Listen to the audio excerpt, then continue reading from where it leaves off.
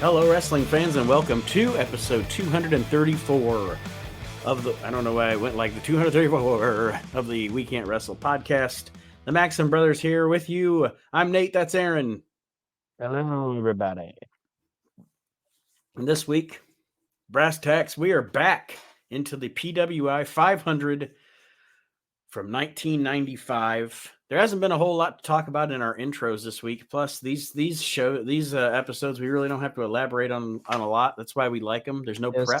I just get out a magazine, open it up, and here we go. And there hasn't been a lot going on, there's stuff going on in wrestling, but there hasn't been. It's kind of weird. There hasn't been a lot of anything controversial or anything to talk about lately in the modern wrestling world. Wrestling doesn't get too controversial when everybody's happy. Yeah. Well, no, I was just, like a few months ago, it was like something new with Vince McMahon every 7 minutes. And yeah, he's gone now. But now all the guys are happy. You know what I mean? Like, it's.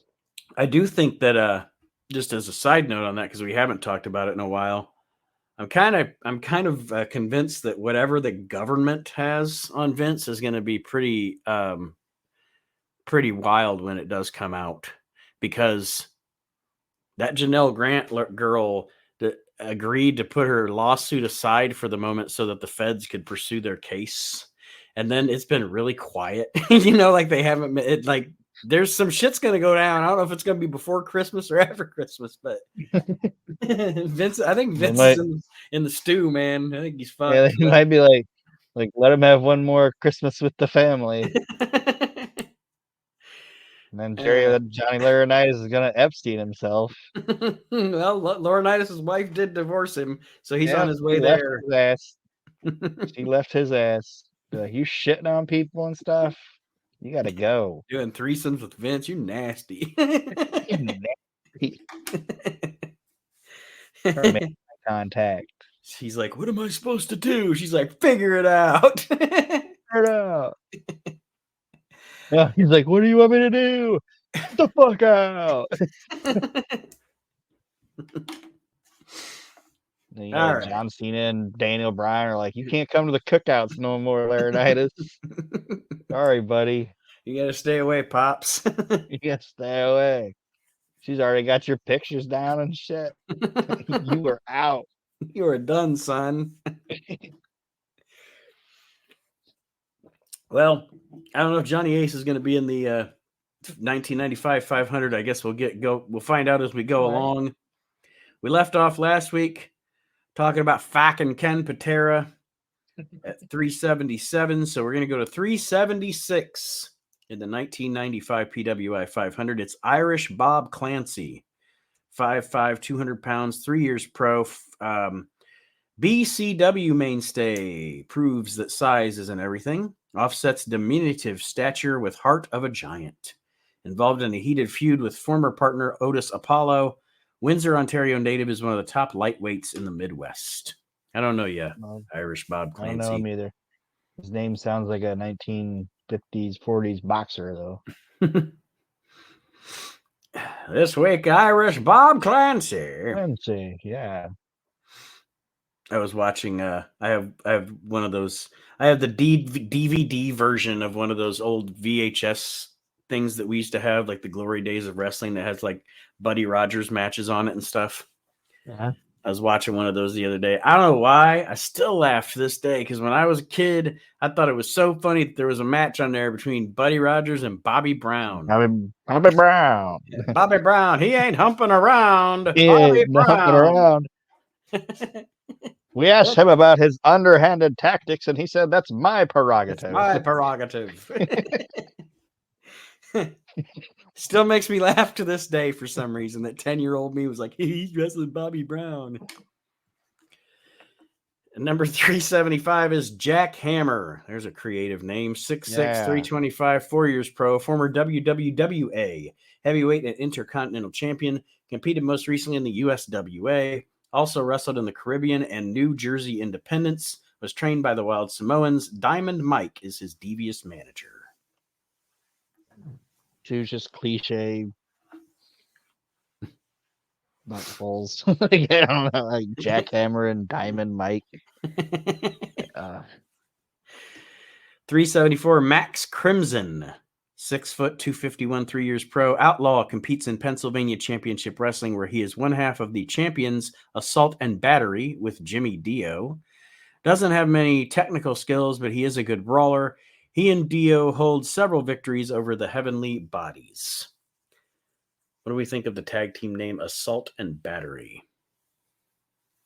I mean, it's gimmicky, but I mean, it is East Coast independent wrestling, so it's better. It's better than one WWF almost used. Like, you know what could have been the worst tag team name in the history of the WWF if they would have let it go on? There are those Trouble. Yes, there are those first few promos of Jimmy Hart when he puts Honky Tonk and Greg Valentine together, and he keeps repeating that. I call him Double Trouble. He never says their tag team name is Double Trouble. I think they were floating the test balloon, and he's like, it's Greg Valentine, the greatest Intercontinental Champion of all time, the Honky Tonk Man. I call him Double Trouble. And I was just like, man, if they would have went with that, like, we would have had some WWF Double Trouble T-shirts. They I don't know if it was to make fun of it or not. It probably wasn't, but they jokingly called Billy Gunn and Big Show that for a while too. You remember? No, I remember them being Shogun or whatever, but I don't remember. Yeah, but it was when they were trying to figure out a name, and Billy Gunn goes to Vince, and he's like, Vince, I need you to help us come up with a team name. You're a genius, creative genius. And he's like, what do you want to? And he's floating some names by, and Vince McMahon goes, I don't care if you call yourselves, because Vince was having a bad night. You know what I mean? So he was like, I don't care if you call yourselves Double Trouble Crap on a Stick. He just walks away, and Billy Gunn's like, Double Trouble. So apparently Vince liked that name because he used it more than once. I just never forget. I don't care if you call yourselves Double Trouble Crap on a Stick. He was just having a bad fucking day, and here's Billy Gunn trying to figure out a team name. Billy Gunn coming in here with this nonsense. Yeah, it was a fucking funny bit that nobody, I think, other than me remembers. No, I didn't until you just said it. So, shit. 373 is Kodiak Bear. 6'2", 351, 4 years pro. Has wrestled all over the world during his relatively short career, along with S.D. Jones, was one of the first pro wrestlers to compete in Senegal. Has held many titles, has wrestled in the WWF and several independents in the United States. Kodiak Bear, say? Yes. Is Senegal even still a country? I don't know. Because the parts of the world like that are they're so you'll look and you'll be like, oh, Yugoslavia isn't even a country anymore. Something happened and now it's two other whatever. 372. You want to look up? Oh, sorry. I couldn't. I was like, I'm making sure I don't remember it wrong. You know what I mean? Like a Mandela effect thing or whatever. Mm-hmm. If you want to go and watch it, it happened on July 30th, 2001 on Raw. So it wasn't SmackDown, but it happened. Number 372 is a guy that we had a lot of fun busting on and Reliving the Extreme podcast. It's Max Thrasher. 6 foot, 256, 8 years pro, originally from the Paradise Knife Gun Club and Gun Club in Bronx, New York, was formerly known as the Bounty Hunter and used to do almost anything for money, but is now striving to become one of the world's premier wrestlers. Karate background makes him a dangerous opponent for anyone. He didn't show me any karate skills in ECW. Yeah. And he'd do anything for money. Like, ew.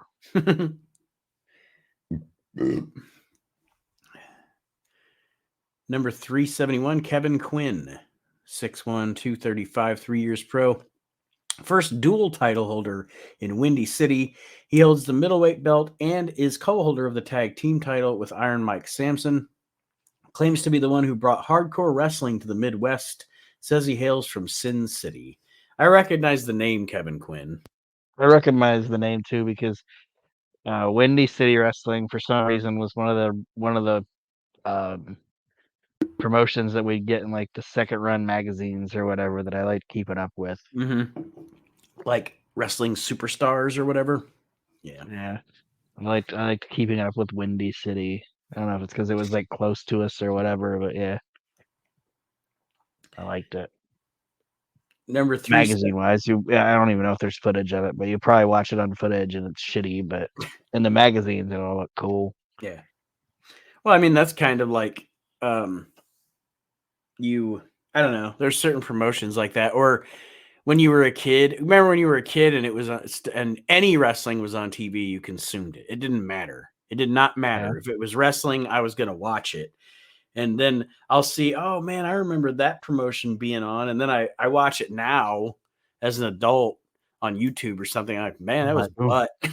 Yeah. When I was a kid, Bad. it was just wrestling. You know, if it was wrestling, I was watching it. But now I'm like, yeah, I'm a pass. I'm good. I need to watch Bobo Brazil Jr. Even IWCCW isn't as good as I remember it being when I was a kid. 370, Bobby Rogers, 5'10", 225, 6 years pro, popular wrestler in Florida Independence, claims to be the grandson of Buddy Rogers, and his style is reminiscent of the original Nature Boy, helped Tatanka break into wrestling. I don't think this guy's related to Buddy Rogers. Me neither. I mean, we can thank him for helping Tatanka break into wrestling. I'm a Tatanka fan, but that's all I can thank you for, Bobby. I don't know you. And neither did Buddy, by the way. Yeah. Buddy Rogers, like, who the fuck? I got to see, they've added, I don't know if you noticed or not, but they added the last 6 months of 1989 primetime on Peacock finally. It used to only go through June. And now it goes all the way through the end of the year. There's a primetime wrestling that's great that has interaction between Fred Blassie and Bobby Heenan. Have you seen it? I haven't seen the actual show, but I know the segments and stuff. And it's Fred Blassie being a good guy because Bob owes him money, doesn't he? $67. Yeah, $67. Bobby Heenan owes him $67. It turned Freddy face. It's so funny. Oh, man. Yeah, of course I've seen a segment between Bobby Heenan and Fred Blassie. But yeah, it's fucking shit. I was like 60, all this over $67. You know, I don't know who pitched it. Maybe maybe they came up with it together, but I know they had to come up with it together. I know somebody was like, it'd be funny if we were just arguing over fucking $67. Yeah, somebody was like, oh, we gotta get you guys in here. I'm like, Bobby owes you like $5,000, and one of them was like, nah. $67. Oh shit! You gotta make it as low as possible. You know what I mean? And it's such a good episode because it is Gorilla, Bobby, Blassie, and Piper. Yeah, like fuck, this is fucking great. That's why I don't get sometimes when people are like WWF sucked in the '80s. It's like, no, it was great, man. Look at that. Just name the talent that I just named that was just on a random prime time in 1989. Yeah. Like you said, it's like the money makes it funnier, you know? Yeah. 67. And it was probably Bobby at $67. like when he goes to TNA. It's not even a denomination of 5. It's $67. Not 70, not 65, $67. Shit. Or it's like when he goes to TNA and Mike's like, Bobby, it's been forever. How you been? You got $5? Yeah, you got $5. You can spot me. You got $5? $5? Like he didn't go, hey, I need $500. You got $5? Oh shit. And that's also one of the great things of the Bobby Heenan Gorilla Monsoon primetime is it's always like that madcap shit. Like every week, or every couple of weeks or something, Bobby's hatching some scheme. And Yeah. it's like this these underlying stories that never make it to the real TV, but it's just like, Bobby's Yeah. he Those guys fucking just having fun. he fucking invited everybody to some party, and then he couldn't pay the bill, Yeah. or Gorilla will just randomly be like, like a couple of weeks ago when you stiffed us at the and just come up with someplace Yeah. else where Bobby Heenan just fucking walked out on the check or whatever. It's just little gimmicks too. Like they both they don't like each other, but they both agree Mean Gene's cheap. Yeah. Yeah. And Like, for oh, the Mean Gene Okerlund, short arms, deep pockets, right? Bobby's like, yup. entire run of Like, the program, Bobby Heenan doesn't know who Sean Mooney is. yeah, who? Who? Like, I don't think they ever Who? even had any interaction. Come to think of it, Who? Heenan's like, I don't know Who's who you're that? talking. Who's Sean Mooney? What are we talking Yeah. about? No. And I know we've been getting into the weeds, but like I've heard Sean Mooney talk about that before, you know, and like people would actually be like, "Oh, Bobby wouldn't put you over," and Sean Mooney was like, "Him going who Is about yeah. me was putting me over."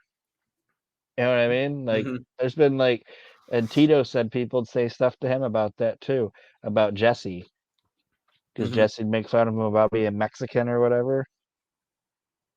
Tito was like, that got me more. You know what I mean? It's Yeah. like that helped me so much more Yeah. than people think. And Yeah, that's him something going that's Sean Mooney, who? It's like that people remember that, you know? and that's something else that the WWF did. I don't think anybody else ever did at all, or if they did, they didn't do it well.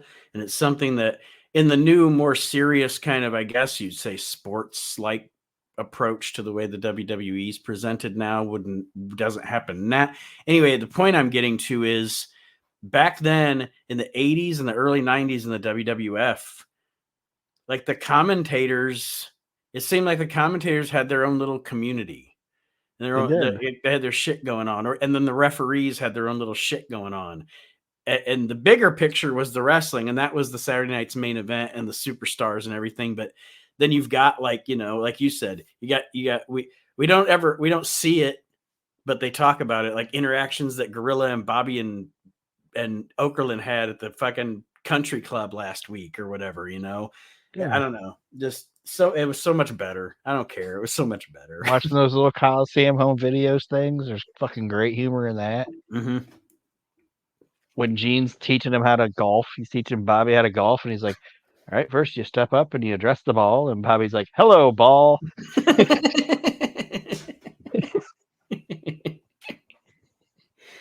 Yeah.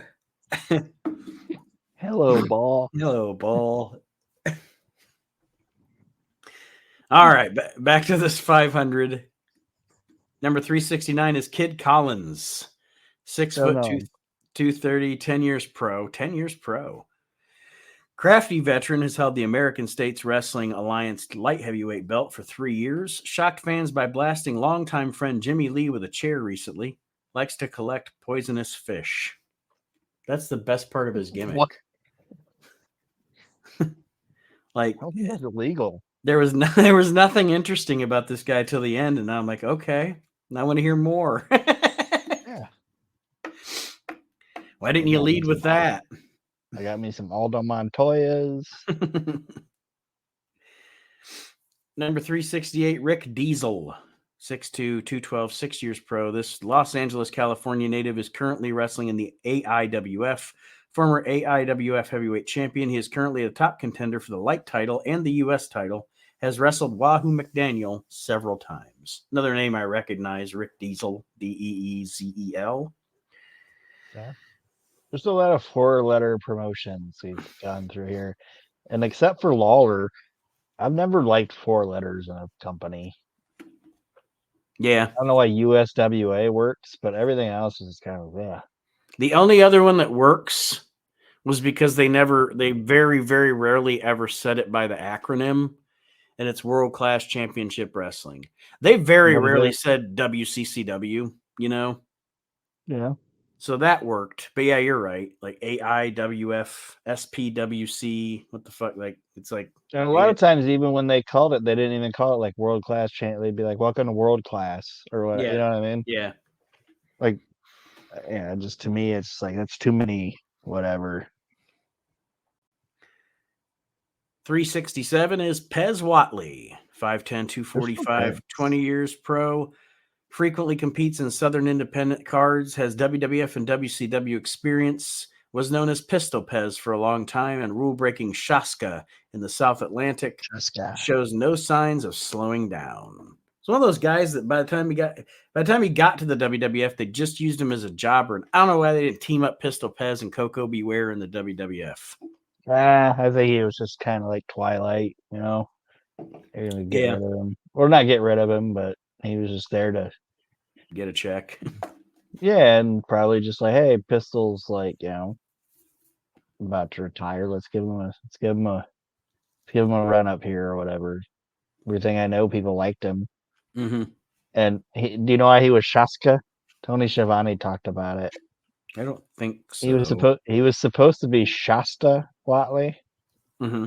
like Shasta, and he went on TV and he fucked it up, and he was like, "I'm Shaska Watley" or whatever, and Tony was like, "Excuse me," and again, his mind was like, "This guy just say Shaska," and Tony didn't like correct it or anything. He was just like, "Oh, I go Shaska." There you have it. Yeah, he called him that like 3 more times during his match. He was like, Shaska Watley. And it just stuck. I was like, well, I guess he's Shaska Watley now. um, Um, Shaska was fun, or Pez was fun. Good promo, good energy. yeah. Yeah, I can't say anything negative about Pez Watley. I like Pez Watley. He's- Pez Watley's probably the best thing about Paul Jones' army and all that thing with the fucking with Valiant. He's probably the best thing about any of that. yeah. He was never going to be a main eventer, but he was kind of like Coco. You know what I Mm-hmm. mean? Mm-hmm. 366, Al Hardiman, 6'2", 235, 6 years pro. Wild Fang is once again the Florida Wrestling Federation champion. Has extensive martial arts training, frequently teams with Cody Wade, has feuded with the Cuban Assassin and Cliff Anderson.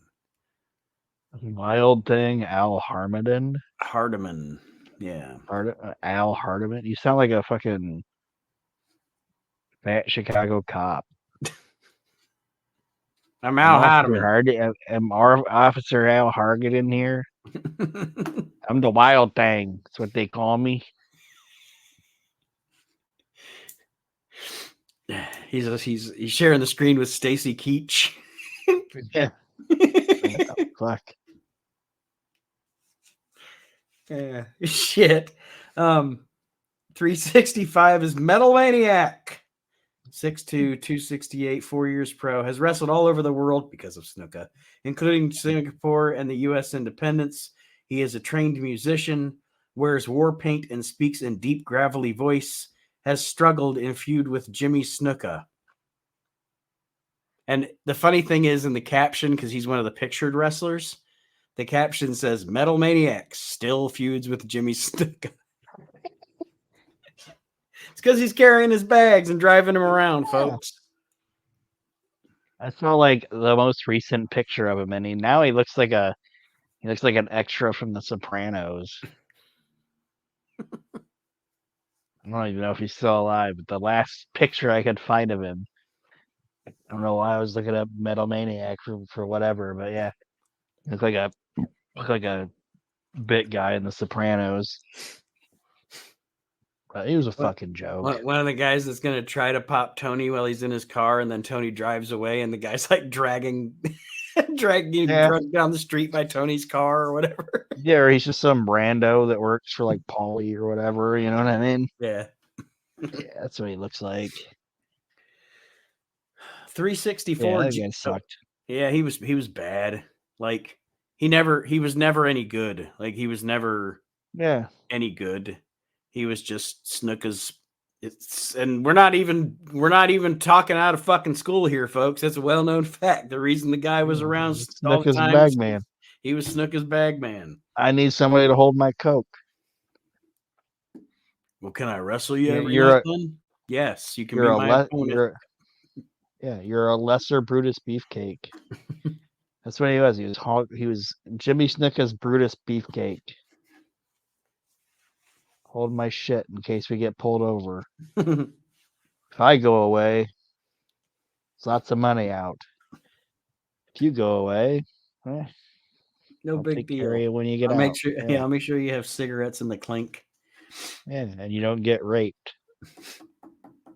364 is Gino Caruso, 6'1", 235, 7 years pro, native of Naples, Italy. I'll Has keep you wrestled. flush with honey buns. I just always think that's fucking funny. Is that one of the things that they feed convicts is honey buns? Like I don't know why, but go ahead. Sorry. Gino Caruso, former ECPW heavyweight champion and See? Northeastern State heavyweight champion, uses the airplane spin to disorient opponents. ECPW. ECPW. Yeah. They want people to think they saw ECW, and then they get there. It's like, oh, ECPW. Oh, What's the P? it's not penis. Extreme Championship Penis Wrestling. Penis wrestling. Oh my God. God. Number 363, Viper. Is he the Vindo Viper? 6'1", 245, 2 years pro. This popular SCW wrestler has been involved in a feud with Count Grog's entire stable. Former SCW All of Brass them. Knuckles champion is a powerful wrestler with some high-flying skills, appears in several Southern independents. He's like Count Grog's Jimmy Valiant. Yeah. Grog's got all these. Did we talk about Grog on something else too? yeah, we A talked. couple of people, like couple episodes back. There's been like 6 guys in this 500 that Count Grog is their manager. Because remember we talked about like if it was real. Yeah. I've been working for Count Grog. I'm working for Grog, man. He's a ball buster. Wonder what his. I don't even know. Like, did they even say what his faction's name was? No, he manages a lot of motherfuckers though. Like, you're not having a team name. I don't know. I'll think of it. The next guy is famous with me because of the mothership, because of the 605. Number 362 in the PWI 500 from 1995 is Brother Midnight. Oh.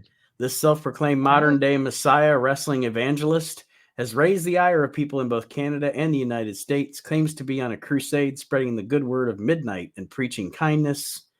Hugely unpopular in River City wrestling. Yeah, Brother Midnight. Yeah. He was going to be the Flowers of Pain. Yeah. All that different stuff. Oh, I looked up Count Grog. Oh. Is he rough? Is he rough? No, he's just a regular guy.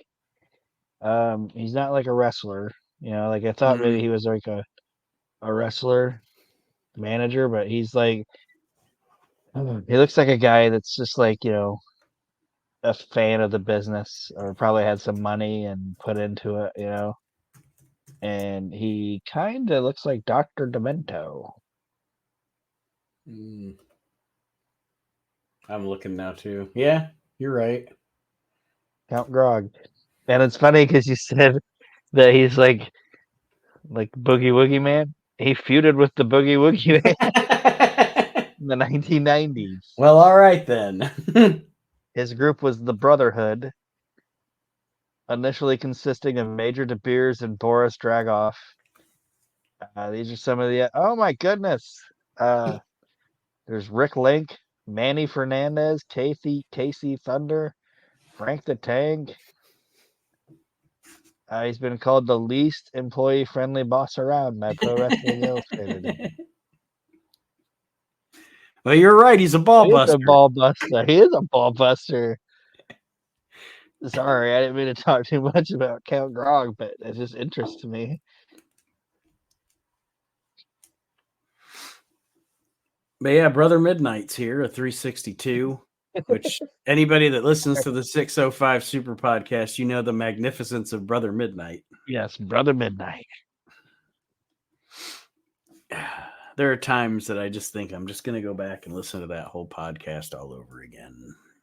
Yeah, I wish it was still around. I do too. I All right, remember when Brian last was funny.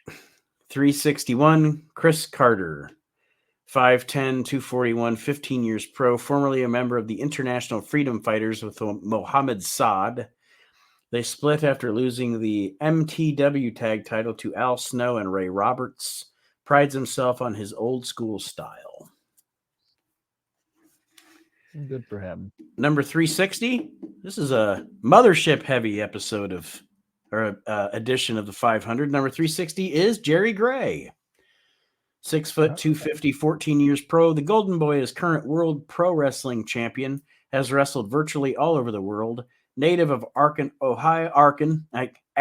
Ohio, has held several regional titles, including the Pacific Northwest Tag title with Tom Pritchard, Florida Tag Team title, and the NWA Bahamas title.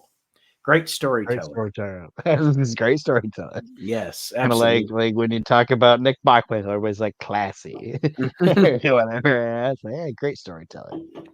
Yes, and I have not. I am connected with him through social media and stuff, and I know he was very sick. I haven't heard anything lately, so I don't know how Jerry's doing. We hope you're doing okay, Jerry. And like I said, I mean, I don't know. I know the last time that I heard anything about his cancer, it was like stage 4, so it was pretty rough. But he's apparently still hanging in there. But yeah, like you said, to put over the 605, I'll do it all the time. Go listen to Jerry Gray on the Mothership, because he has some fantastic stories and he tells them great, and you'll never be bored listening to him.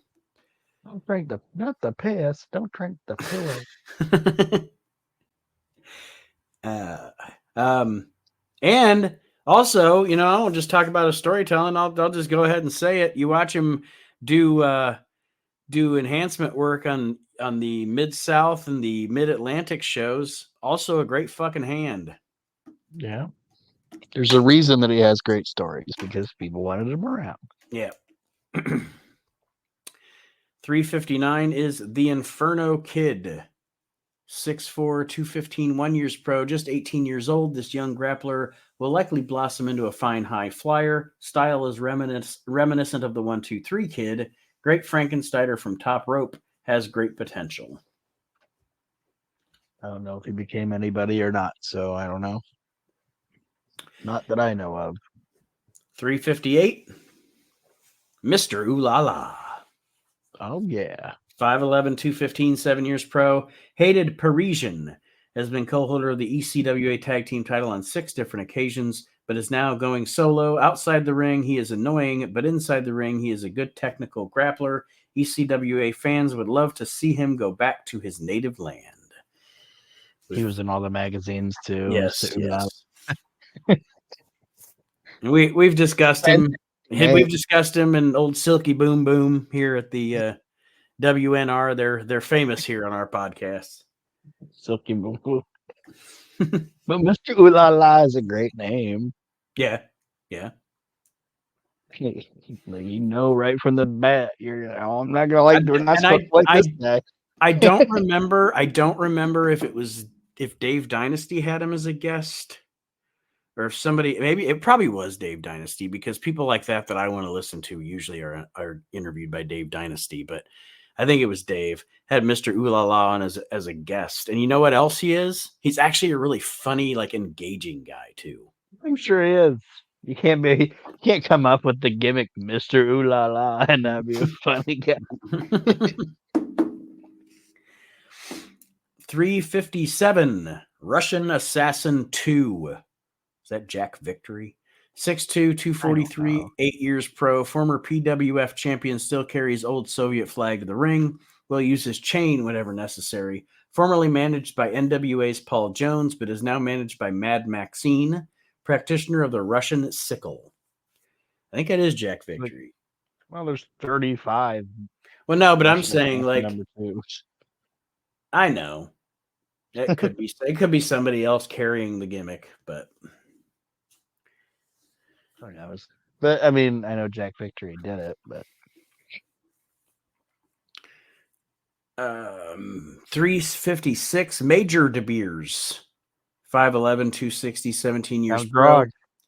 Current SCW Brass Knuckles champion, nephew of the legendary Colonel De Beers, has wrestled all over the world, including the AWA, NWA, and various North American independents, involved in a heated feud with Viper in SCW that has lasted more than a year, and you guessed it, managed by Count Grog. Well, I read you part of his Wikipedia. Major De Beers was like the top guy in his faction. That's his boy. You're my number one employee. He's the only one that's not like, this guy's a ball buster. Like, maybe you guys should put more work in for the Grog. Like Major De Beers. Yeah. Every time like Grog's like, you know what? Maybe if you guys put in a little more work, like De Beers over here, but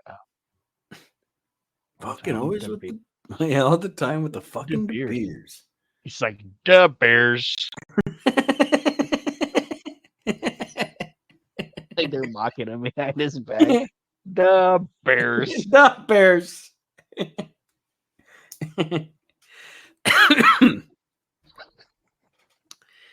355 is his name sounds like something you do to someone. Wichita Willie. 5'9", 225, 6 years pro. Wichita, Kansas native. Competes in several Texas independents. Excellent scientific skills, but can brawl when provoked. Hoping to retain the TASW light heavyweight title from Rico Suave. Has won the light titles in AWF and All Pro Wrestling. Gave him the old Wichita Willie. The old Wichita Willie. I wonder what he came out to. what Wichita. This is a Wichita lineman's too slow of a song, that Glenn Campbell song. He can't be that. Or he could just come out to any song by Kansas. Yeah. Yeah, Wichita Willie. In his picture, he's got on.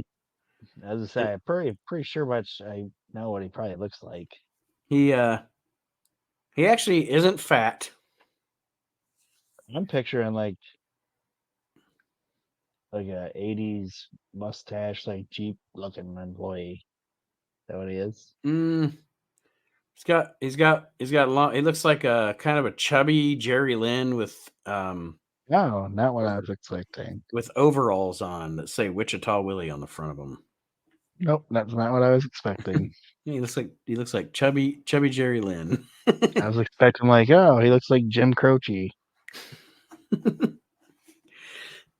It's like a muscular Sam Elliott. That's what I was expecting. Number 354 is Bull Payne, 6'2", 277. Right. One of the original Texas hangmen in the AWA, has competed all over North America. Red-haired wild man, hails from Minnesota, married to female wrestler Samantha Payne. Everybody, I obviously know Bull Payne. I like Bull Payne. Yeah, for a bigger dude. Yeah, like I said, like he's one of those guys that's like, he was never gonna be a huge star, but regional independent worker. He's fun, 353 is Rico Suave, 6'3", 235, 4 years pro, the current Texas All-Star Wrestling light heavyweight champion, strong and agile. His aerial maneuvers are dangerous and devastating. Native of Puerto Rico, has experience in several Texas independents, frequent tag team partner of GQ Knight. Dudley comes out to blame it on the rain. Like, what? You picked the wrong early 90s shit song, buddy. I shouldn't say shit song. Sorry. It's like a wrestler named Desperado coming out to the Gambler. Yeah. 352 is Masked Maniac. 6'3", 300 pounds, 2 years pro. Most powerful masked wrestler in the PWF. Lives up to his name with his unpredictable tactics. One of the top contenders for the PWF heavyweight title. I think it would be funny if they wrote most powerful masked wrestler in the PWF, and then they wrote next to it, they wrote only masked wrestler in the PWF. I was gonna say Mass Maniac, and then you were like lives up to his name by wearing a mask. Not really much of a maniac, actually. He's not really. He's pretty calm. Number 351. Most docile maniac I've ever seen in my life. Docile Maniac. The masked docile. Anyway. 351 is Bo. That's Bo Dacious. 6'1", 234, 4 years pro, native of Huber Heights, Ohio, looking to regain the American States Wrestling Alliance heavyweight title, perfecting lethal variation of the figure 4 leg lock called the bow tie. So you were going to say his last name was Hunk. Bo Hunk. Bo Hunk. We're all upset your sister's marrying a Bo Hunk.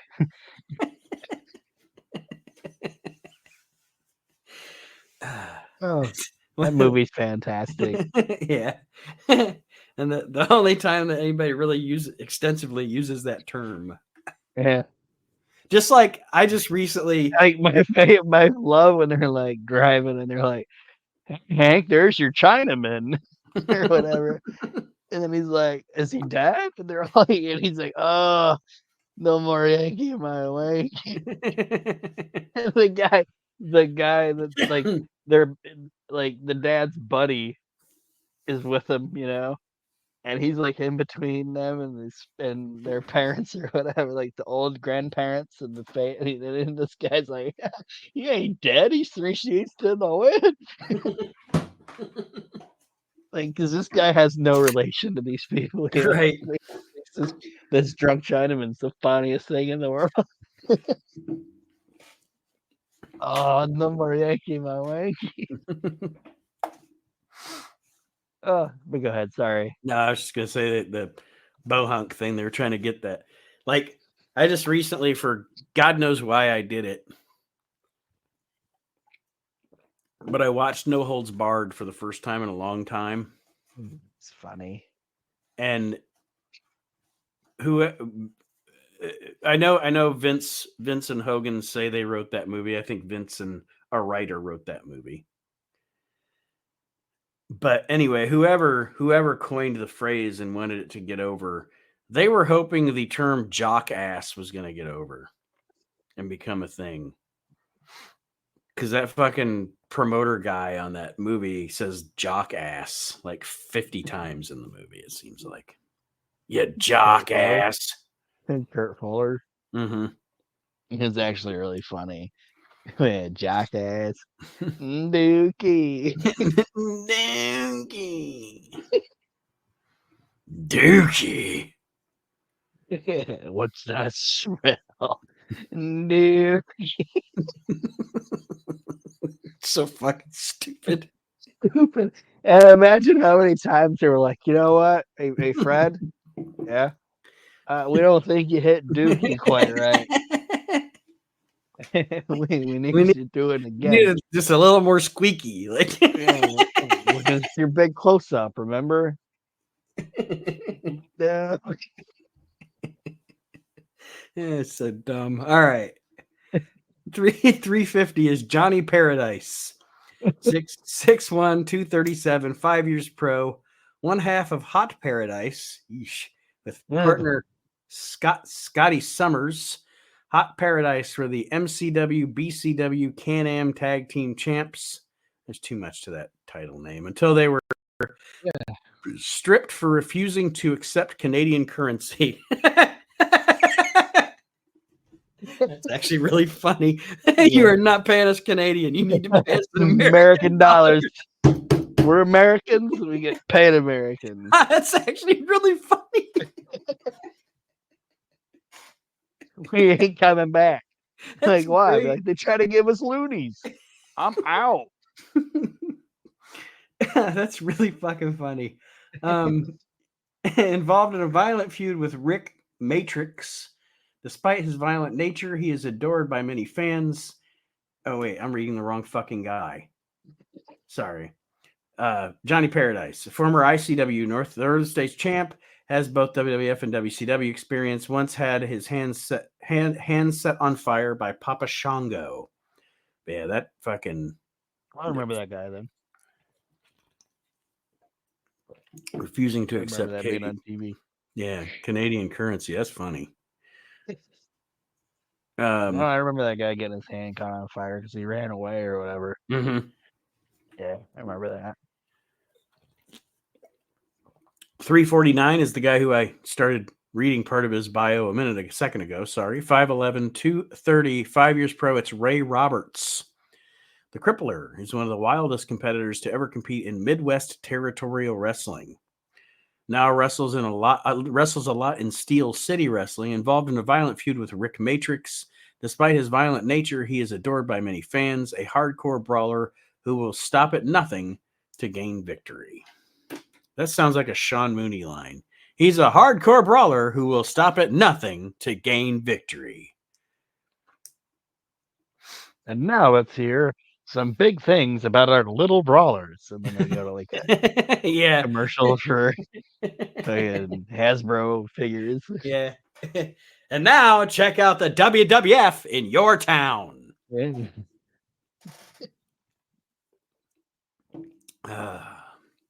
Those were the days. Yeah, so much better. I like it on primetime, like the prime times on Peacock too, because they don't play those commercials. So you'll hear his intro to it, and then you never see what he was actually talking about. Like he'll be like, and now some bone crunching action. And then you don't see it. It's like we're not gonna advertise toys you don't have anymore. All right. 348 Frank. I think we've talked about Sean Mooney more on this show than we have some of these wrestlers. 348 Frank Stiletto, 6'2", 237, 3 years pro. Handsome Frank has proven himself after a thrilling series of matches against Osamu Nishimura. Cocky youngster has held the Steel City Wrestling and ASWA tag team titles, prides himself on his popularity with female fans, resembles Billy Ray Cyrus, but we won't hold that against him. Frank. Handsome Frank. Handsome Frank looking like Billy Ray Cyrus. Billy Ray Cyrus. Like, go away. Sit down.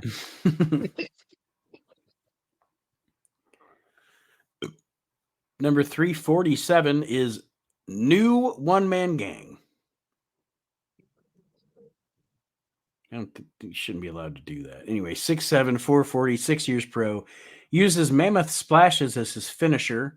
Usually leaves his opponents as greasy spots on the mat after bouts.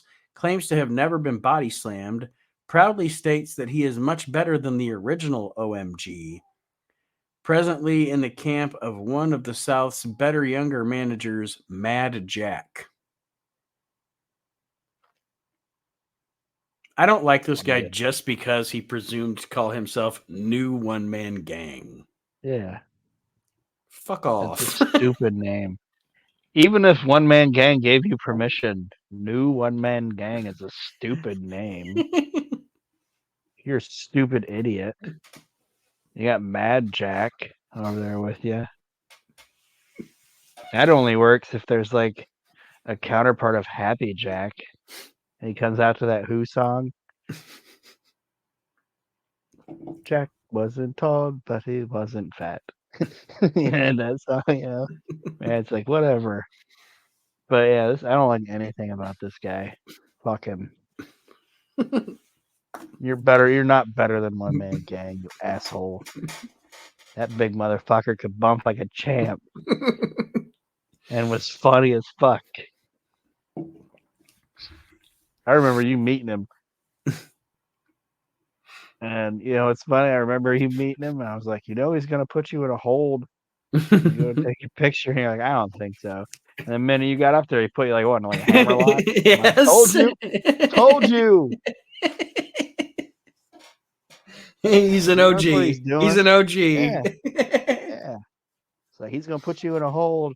Nah, I'm just going to shake his hand, and then he put you in a hammer lock. Be like, told you. Also, he was cool as fuck. Yeah, which is fine because you helped me out that night because I was nervous to meet Barry Windham, and I went to go take my picture with Barry Windham, and like you had to remind me to put up 4 fingers. So I was standing there like this. You're like 4 fingers, idiot. I'm like, oh yeah, gotta do the 4 horsemen with Barry Windham. Throw it up, motherfucker! Throw it up. Yeah, I was like, I'm a stupid idiot. I'll do this. Okay. One Man Gang 2. I had him sign it because I have a one man, or I have an Akeem Hasbro, Akeem WWF Hasbro on the card, and I had him sign that, and he said, you don't ever need, if you have one of these signed, you don't ever need to prove to anybody that the wrestler signed it, because they actually had us do our autograph, and that's what the autograph on those cards is. He's like, so it's going to look exactly the same. And then he signed it, and damn sure it looked exactly the same. Yeah, like, because they did that with some other figures too, because Duke Drosy talked about it in an interview I heard with him. Because they were like, hey, we want everybody's signatures so we can put them on these toys or whatever. Mm-hmm. And Drosy said he signed it, and like the guy took it from him. He's like, that's what you want your signature to look like? I got like shitty with him, and he's like, that's my signature. That's my signature. He's like, what are you talking about? And the guy was like, I don't know, just kind of a shitty signature. Fuck you, Bruce. And Duke was like, that's how I sign my name. Anyway. Who's next? Number 346 is Chains. 6'1", 240, 2 years pro. Has a very violent temper. Presently holds the All Pro Wrestling Heavyweight title. A despised rule breaker. Naturally powerful. He can hold his own against anyone. Has held several singles and tag titles. A very determined competitor. I don't know who this is. It ain't Brian Lee. Chains, obviously, because this is 95. Yeah. Number 345 is Lone Star from Spaceballs. Yeah. 6 foot, 232, 4 years pro. He and sidekick Rick Connor currently hold the SWA tag team title, believed to be from Texas, but no one is completely sure. His fancy, colorful masks and wrestling attire make him noticeable. Tackles both rule breakers and fan favorites. Oh, good for him. 344, Guido Falcone, 6'4", 284, 7 years pro, Texas independent wrestler, once known as Sweet Daddy Falcone in Global. Moves well for a man his size. High point of his career was holding the GWF tag belts with Vito Mussolini. Probably because I have that soft spot for the GWF, I have a soft spot for Sweet Daddy Falcone. Yeah, nothing wrong with a little mob gimmick. When he was kind of funny looking too, like he had funny hair. He's kind of paunchy. 343, Phil. Okay. Phil Belanger. Belanger. 6 foot, 180, 8 years pro. The most hated and experienced wrestler in Northern Championship Wrestling. He has been in a tag team and intercity tag team champion. If he doesn't lose his temper, he can out-wrestle anyone in NCW. Sneaky manager Naja Viper always gives him an advantage. His name sounds like a word that Kevin Pollak would have mispronounced on like Belanger. Belanger. Don't belong. Don't belong. What? Don't belong. Oh, okay. Piece of pie. It's a piece of pie. Piece of And it's a pie. piece of cake. Piece of cake. What'd I say? What you- Piece of pie. What'd you say? What'd Piece you of say? cake. Piece of pie. Piece of pie. It's best. It's funny because his hands, like when he puts his hands out for it to be like piece of pie. Like says, I said it. I'm right. You locked my son in the trunk. Actually, he locked himself in the trunk. This I can believe. This I can believe. That's my favorite fucking part. This I can believe. Like he's mad about it at first, but then he's like, "This I can believe." Like I will give you that one. For the record, folks, Kevin Pollak's one of the funniest human beings to ever live, by the way. This I can believe. Yeah, sorry. 342 is Rick Connor, 6 foot 235, 32 years pro. Veteran of Southern Independent Circuit, continues to share the SWA Tag Team title with partner Lone Star. Not liked by fans at all. Knows every dirty trick in the business. Earned his reputation as a rugged rule breaker. You know what? With the guy, I don't know who this Rick Connor guy is, but what I can tell you is I bet he's awesome. Because those guys that are like regional wrestling guys that have wrestled for like 30 years, they've never gone anywhere else because they just like wrestling in their little town or whatever. Yeah, they probably worked with everybody. Yeah, and they're always entertaining as fuck. Like it doesn't matter if it's the WWF or this Southern Independent. He's been in the business for 32 years. Yeah, like he's probably wrestled everybody at least at some point. Mm-hmm. You know what I mean? Yeah, because if he's on the he's on the Southern Independent circuit, you know he at least did jobs for Mid Atlantic and Atlanta. That's what I'm saying. Like this guy probably wrestled Harley Race. Maybe it was only 3 minutes, but he still did it. You know, this guy got choked out by Sergeant Slaughter. You know what I mean? Like, yeah.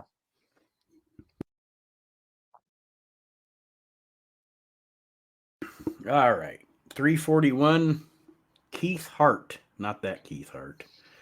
5'6", 225, 9 years pro. Sevierville, Tennessee native, is not related to the Calgary Hart family, but his impressive moves are reminiscent of those of some of the brothers. A frequent competitor in the Southern Independents, has held several singles and tag team titles. A lot of fake hearts out there. Yeah. 340, Scotty Summers, 6'1", 255 years pro. Hot Body, has wrestled in ECW and Motor City Wrestling. One half of Hot Paradise with partner Johnny Paradise. They won the MCW and BCW tag team titles, but despite their perfect record, they were stripped of the title when they refused to accept Canadian money as payment. Ohio native, is also a former Ohio State champ, has some experience in WCW. I think I like these guys, but I don't like their name. I don't know. Hot Paradise doesn't work for me. Me neither. That's a shitty name, but you guys sound like you're funny. 339, Chi Cruz, 6'3", 242, 9 years pro. Suffered a major setback in late 1994 after a boating accident left him unable to compete. Came back with a vengeance in 1995. Has wrestled in practically every Canadian promotion. 5-time former WFWA champion. Recently had a series of bouts against Timothy Flowers. Chi Cruz. Yeah. I don't think I don't know. I don't know why, but anytime I hear the name Chi, like the word Chi involved anything makes me think like if it's like the name of a person, it makes me think of like an effeminate, like Hispanic person. I'm just gonna say a gay Mexican. Chi. I am Agador Spartacus. Like if you if you hit him, he'd be like, "Aye," like, "Aye." I don't know. Dinner, anything. Dinner is served. I love the fact that he can't wear shoes. Watch The Birdcage, everybody. It's one of the 5 funniest movies ever falls made. over. They said that whole scene where they're like, when he falls with the soup and they're like in that tight little kitchen or whatever, Mm-hmm. like all of that shit was just Azaria and Williams just improvising. The soup is the entree. Oh yeah. Fuck the soup. Fuck the soup. Or whatever, like all of that shit was just those two just I fucking with each other. 100% believe that. I 100% believe that. Like, hey, let's put 2 of the funniest dudes on the planet in a tiny little room and see what happens. Oh shit. Agador. Where's my candy? Where's my candy? He's eating trash can candy. It's fucking funny. Even Hackman's great in that movie. I mean, everybody's you know great in that movie. Yeah. 338 Jungle Jim Steele. Boo. 6'2", 243, 2 years pro. Is he in the Hall of Shame yet? After a brief stint in WCW, he is now competing in Japan and Georgia Independence. Resembles the Ultimate Warrior in appearance, but not in style. His one ECW match was memorable only because he was chokeslammed 5 times by 911. If somebody was like, dude, you look like the Ultimate Warrior, but you're not, like, as good as him. I don't know. I know Jim Hellwig had charisma, okay? So I know that's probably what they're saying. But if somebody's like, Jim Hellwig's a better worker than you, I'm like, oh, no. You should retire immediately. 337, Hack Myers, 6'2", 269. The Shah of Philly is from the last house on the left. This pure brawler has found a home in ECW where he is surprisingly popular given his limited success. Has wrestled in several other mid-Atlantic independents, was trained by Axel Rotten, and can actually wrestle when he wants to. Yeah, we put Hack over all the time on Reliving the Extreme. I try to attribute his, and it's on a smaller scale, the guy I'm going to compare it to, because he wasn't in WCW as long as Hack was in ECW. But I think he was the same way that Phineas Godwin was over with that Peachtree soundstage crowd or whatever. Mm-hmm. Yeah. It was just their guy. Yep, and he embraced it and did a good job with it. And I think wasn't he around the whole run of the company pretty much? No, pretty much, yeah. I thought so. Like, he wasn't even one of those guys that left and came back in, like, during the Monday Night Wars. Hack was just there the whole time. It's like ECW is actually the story of Hack Myers and JT Smith at the end of the day. I always say that about Star Wars. Star Wars is actually 9 movies. R2-D2 and 3PO. R2-D2 and C-3PO. They're the only ones that made it through the whole thing. It's the story of 2 droids that just fucking stumbled into this war. 336, Frank Blues. 6', 177 years pro. This ultra-scientific wrestler is the most popular wrestler in Northern Championship Wrestling. Current NCW Quebec heavyweight champion. I don't like his name. Frank Blues, yeah. 335, Flash Flanagan, 6'2", 221, 3 years pro, a young high-flying star, gaining much-needed experience in several Midwest independents. Favorite and toughest opponent has been Sabu, known for high-risk flying maneuvers. So yeah, Cornette just could not get out the box, man. I know. I know. But he couldn't get it. Like all these other people, and he's like, you're skipping over Flash. I think it's because he didn't have the build. You know what I mean? Like if you're showing Vince McMahon pictures of guys coming out of your developmental territory, and you're showing them like Shelton Benjamin, Brock Lesnar, John Cena, Batista. You're showing all these guys to this company, and then you're, oh, look at this guy over here, though. It's like, what? Looks like he washes my car, pal. Yeah. Vince wasn't watching OVW. He was looking at pictures. You know what I mean? Yeah. Yeah, Flash was great. Oh yeah. Like I said, he just was not somebody that was gonna jump out of a portfolio or whatever for Vince. Number 334 is Rockin' Rico. 6 foot 220, 3 years pro, ACW US champion. Wrestles in Florida Independence as well as in his native Puerto Rico. Recently debuted in a handful of New Jersey independents. Born in New York, but was raised in Puerto Rico. Trained by Dwayne Gill and Axel Rotten. Had good trainers. Did Rockin' Rico. Other than that, I don't know who the fuck he is. I don't know either. Number 333 is Horace Boulder. 6'2", 240, 5 years pro. Hulk Hogan's nephew, but tries not to play on the family name. Has enjoyed moderate success in Florida independence. Was Sabu's partner when they won the FMW tag team title in Japan. Other than some of the stuff he did in Japan, I was never even a big whatever for horrible Hogan here.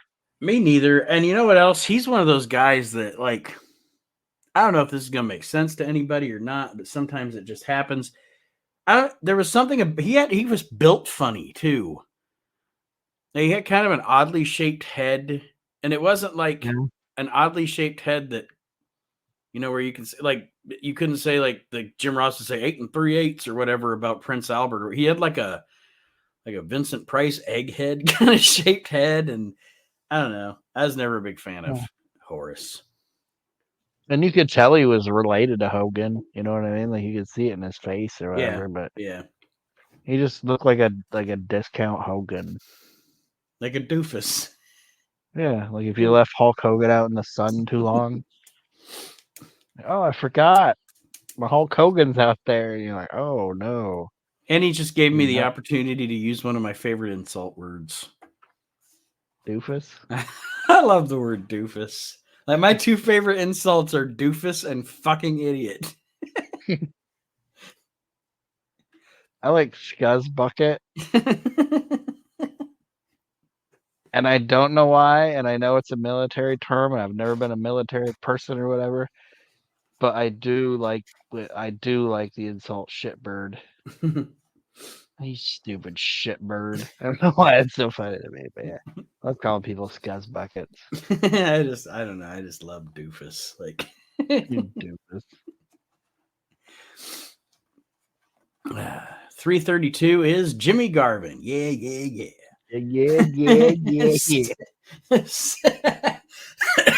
6 foot. Shit. 6 foot 225. I know you don't like the guy, but I like 26 years pro. After another revival of the Freebirds with Terry Gordy and Michael Hayes a few years back, he is now competing for independence in North Carolina and Virginia. Master of the DDT, has won titles throughout the Southwest. I like him as a Freebird. I think you're the opposite. I like Garvin as a Freebird. I don't like him as a Freebird.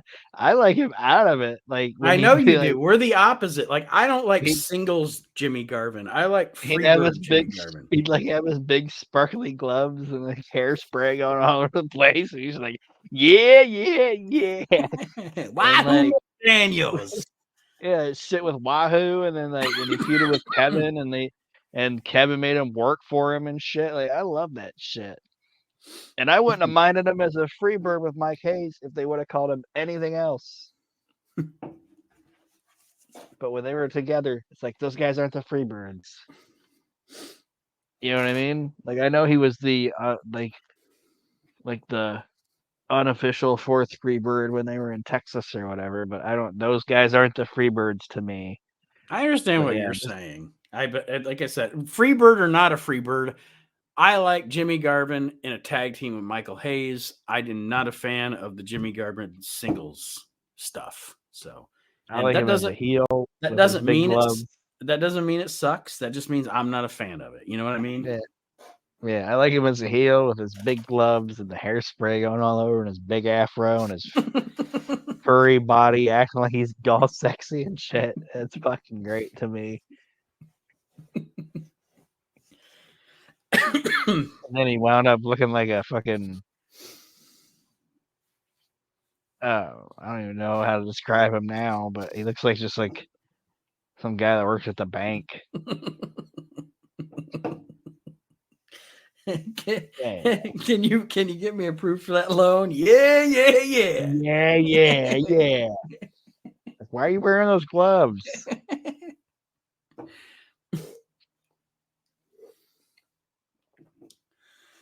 331 is Irish Mickey Doyle.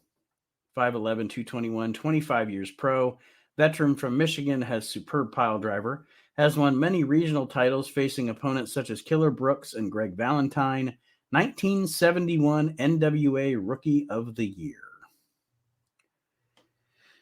It's 1995, buddy. Might be time to settle down a little bit. Speaking of might be time to settle down a little bit in 1995, number 330 is the Mongolian Stomper. Woo! 6'2", 235, 32 years pro. A Southern wrestling institution, former rule breaker, is now a beloved, unpredictable fan favorite. Periodically cracks independent rankings despite his advanced age. Based in Knoxville and often travels many miles by bicycle to his matches. I would say this is probably when Jimmy brought him back for a little bit. Probably what got him on the list was when Cornette brought him back into Smoky Mountain. I forgot that was in 94, 95. Yeah. Yeah. That's probably where it's probably where this is coming from, yeah. 329, Manny Fernandez. 6 foot, 245, 16 years pro. Has held the NWA World Tag Team titles with Dusty Rhodes and Rick Rude.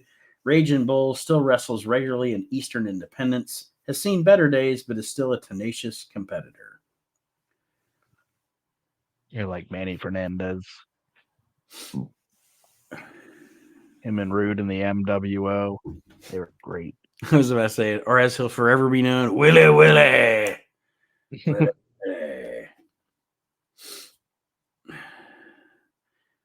I don't mind Manny. I think Manny's cool. I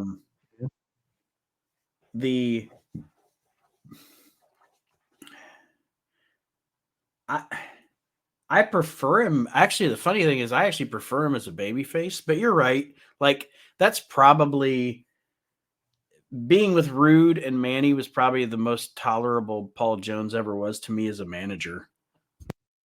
Yeah. I said they were the MWO. The Mustached World Order.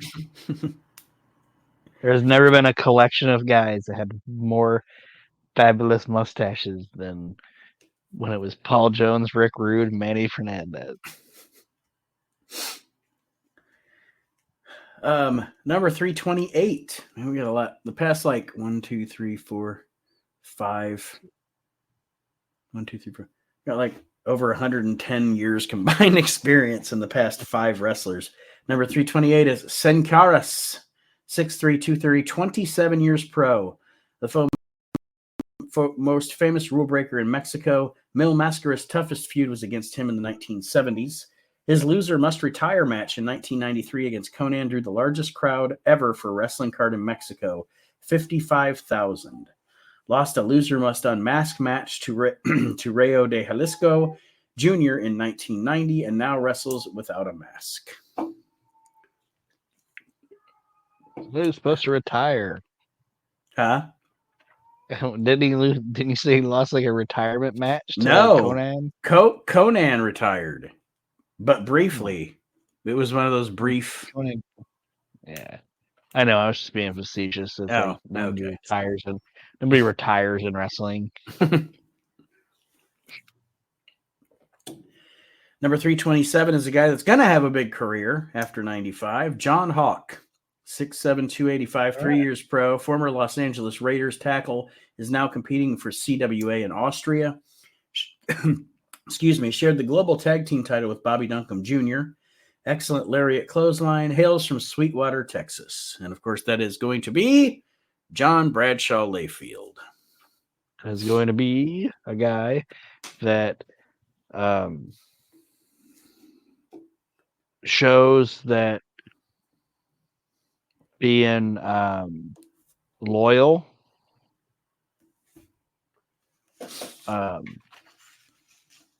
hardworking, agreeable, and also taking an opportunity when things are transitioning and making the best out of it can totally revitalize your career.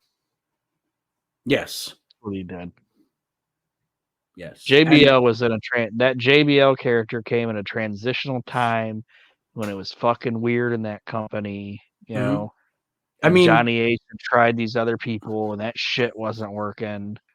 I mean, honestly, say what you want about you can't. I mean, I'm not comparing them as a wrestler, but to what Aaron is saying, when you think of JBL in 2000, what is it, 2004 when the JBL character was born?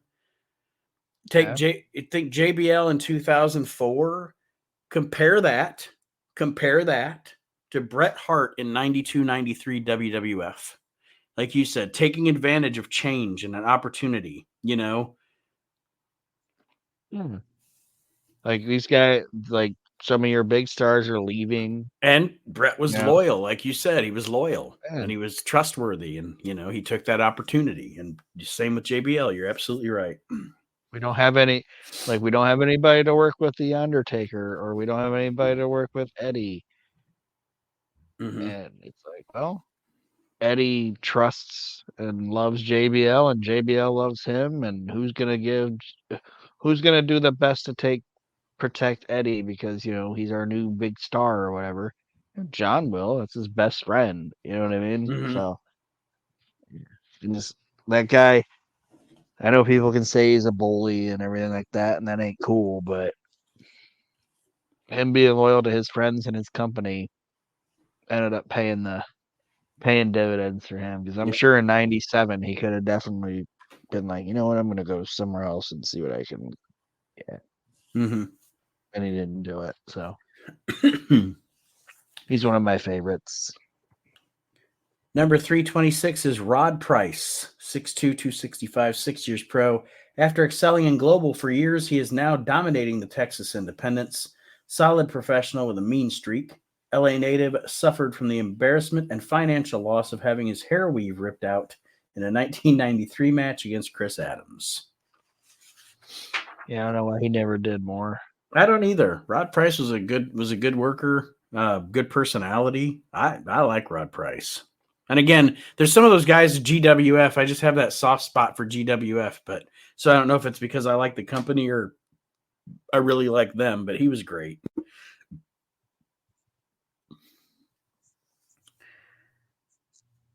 .325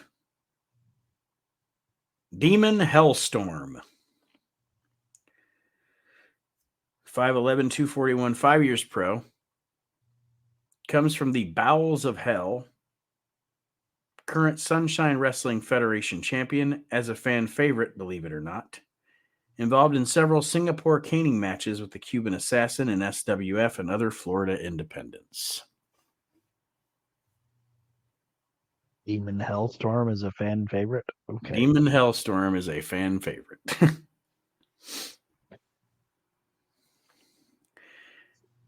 .324. Jeet. It's Tiger Jeet Singh. 6'1", 264. God damn. 6'1". Have you seen that? Have you seen that Vine or Reel or whatever you want to call it, of that fat old guy singing that song on the subway? Yes. I love the fact, for one, he says he doesn't say bitches. He's hammered, but he's still all them females crawling, and that group of guys that you don't even see behind him are all skating. It's just humans being humans, man. But okay, let's hear more about Tiger Jeet. This is the most entertaining he's ever been.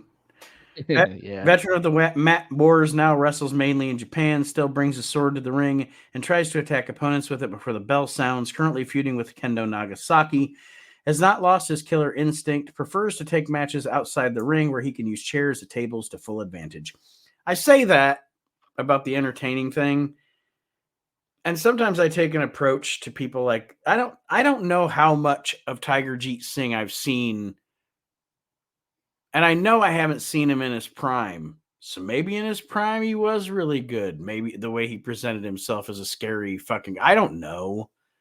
You know, like there's a reason he was in the business for 30 years and successful, so for some reason.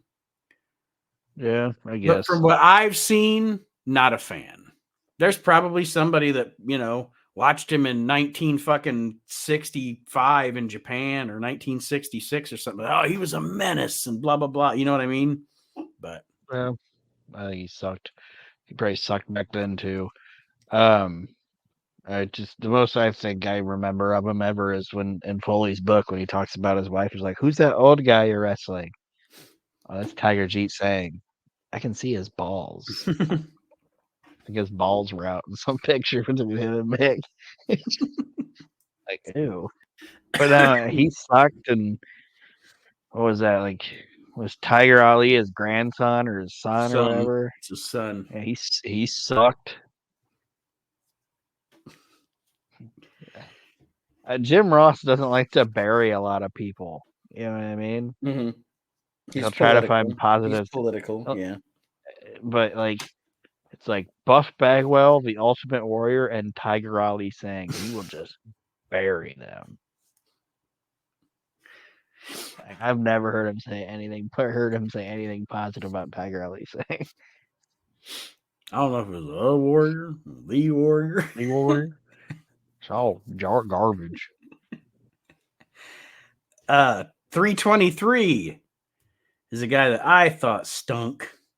He was around forever. These a lot of guys around forever in this little run here. But I've watched a lot of world class championship wrestling, and I never liked Killer Tim Brooks. Another Texas brawler who hasn't mellowed with age, Cigar Chomper is the current Lone Star Wrestling heavyweight champion, loves to cause mayhem. Don't like Killer Brooks, man. I don't either, and he is, I guarantee, like Fritz's buddy. You know what I mean? Like, Yeah. and so I'll respect that of like that's my friend, and we probably like drove the roads together. So he kept him. You know what I Mm-hmm. mean? Mm-hmm. But yeah, he's a guy that when I see it, I don't get it. Same, I'd put him in the same fucking category as Bugsy McGraw. Like, nope, Not for me. don't want you, don't need you. Need you to just keep on keeping on. Number 322, Michelle Starr, 6'3", 272. Currently one half of the tag team called the Serbian Liberation Army Movement.